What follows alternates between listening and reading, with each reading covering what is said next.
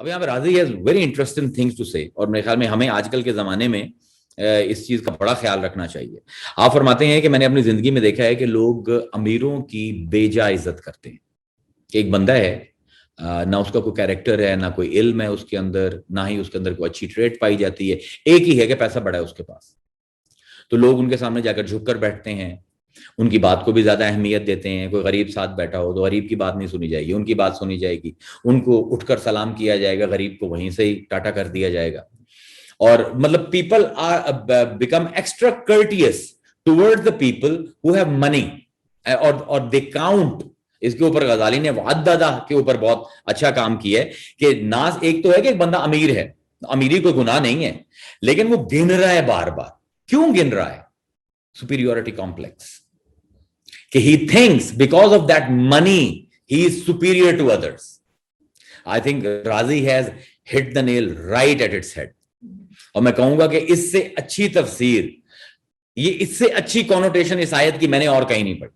وہ کہتے ہیں کہ جو اللہ کہہ رہا ہے یہ گن رہا ہے، تو he is involved in this crime of superiority complex. اور پیسے کی وجہ سے یہ دوسروں کو اپنے سے کمتر سمجھتا ہے. Just because he has money he can get away with anything and he can say anything. اور یہاں پر راضی نے جو انٹرسٹنگ آبزرویشن کی ہے وہ یہ کی ہے کہ ایک وہ جو اس کو عزت کی وجہ سے اہمیت دے رہا ہے، اور ایک وہ جو پیسہ ہونے کی وجہ سے اپنے آپ کو دوسروں سے اہم سمجھ رہا ہے. یہ دونوں کے اوپر صادق آتی ہے یہ بات، because they have promoted this kind of attitude.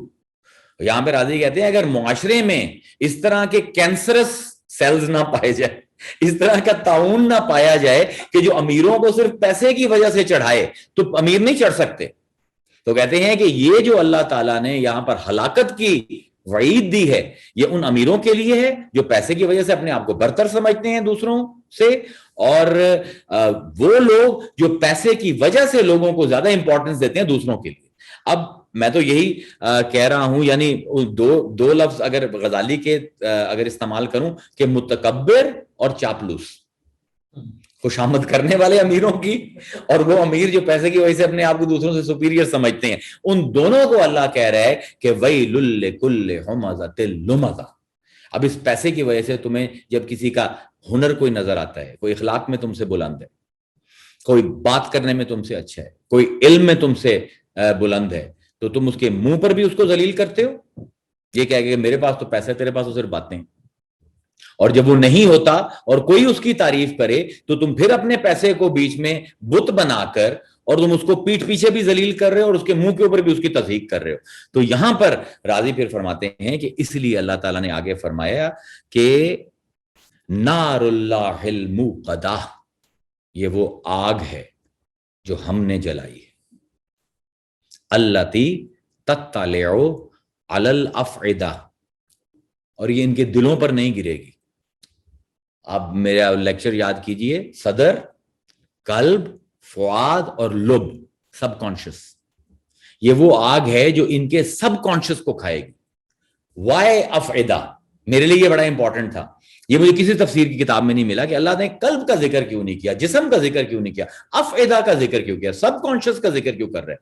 Because when we are in this state of pride, because of the wealth or because of the knowledge, مطلب you can use anything to be proud, تو ہم کتنے لوگوں کو hurt کرتے ہیں ہمیں اندازہ ہی نہیں ہوتا، لیکن everything is getting stored in our subconscious.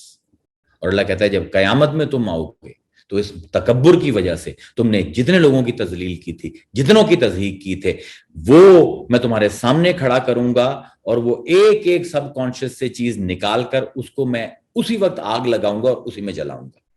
تو روزہ جو ہے، میں نے یہ ڈراؤنی باتیں میں کرتا نہیں ہوں، اب میں خود ڈر گیا ہوں یہ باتیں کر کے، کیونکہ مجھے لگتا ہے میرے اندر بھی ساری چیزیں پائی جاتی ہیں. بہرحال یہ محاسبے کا مہینہ ہے رمضان، یہ پیٹرنز کو توڑنے کا مہینہ ہے. اللہ تعالیٰ کا بریلینٹ پلان ہے کہ ہمیں ایک فزیکل ڈسٹریس سے گزار کر دوسرے کو ڈسٹریس کا بھی وہ احساس دلا رہا ہے، اور ساتھ ہی ایک سبیل بنا رہا ہے کہ جس سے ہم اپنی اخلاقیات کو، جس سے ہم اپنی روحانیت کو، اور جس سے ہم اپنے انٹلیکٹ کو مزید امپروو کر سکیں. وآخر دعوانا ان الحمد للہ رب العالمین.